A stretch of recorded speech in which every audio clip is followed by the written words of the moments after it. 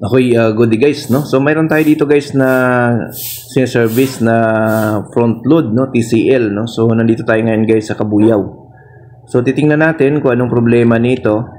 Bakit ayaw daw gumana, no? So ito ngayon guys ang ating tinitingnan, no? Dinadiagnose natin. So ilalagay natin siya guys sa spin para makita natin kung anong error na nilalabas, no? Kasi ang washing machine guys, kapag ilagay mo yan sa spin, kapag mayroong parts dyan na hindi gumagana, magkakaroon niya ng error, no? So, tingnan natin kung anong problema. Bakit siya nagkaroon ng error? So, antayin lang natin guys, lumabas yung error, no? Nasa 11 siya. Sa spin mode po tayo, no? So, tingnan natin kung anong error lalabas nito. So, yan, may laman pa sa loob. So, yan.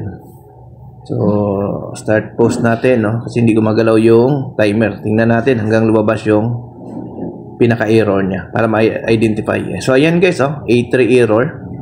So ito ay TCL, no? Yung bagong modelo ito ng TCL, no? So A3 pala yung nilalabas nito. No, so may una na tayong nailabas nito pagdating sa A3, no? So mayroon na tayong pinalitan, no? Doon sa ano, kaso yung unang labas natin kasi yun yung old model na TCL. So ito kasi latest model ito. So A3 din yung nilalabas niya. So ayan guys, ang problema nito ay ang kanyang door lock. So ito po yung door lock niya guys. Yun po ang ating papalitan, no? Ayan, no? Yan. So, ang door lock nito guys, medyo mahirap makahanap, no? So, kakaiba ang door lock nito guys ng TCL na ito. No, hindi ito tulad sa unang modelo o sa mga unang labas na madaling kumuha ng door lock. So, ito medyo mahirap siya hanapan. No, so, papalitan natin to, no? Although, mayroon naman kami, no? So, pero limited lang guys yung stock nitong door lock ng ganitong washing machine, no? So, medyo mahirap makakahanap ng match dito. Para siyang door lock ng Electrolux, no? Pero yung door lock ng Electrolux hindi rin siya match pag ilagay mo, no? So ito yung papalitan natin, yung pinaka door lock nito.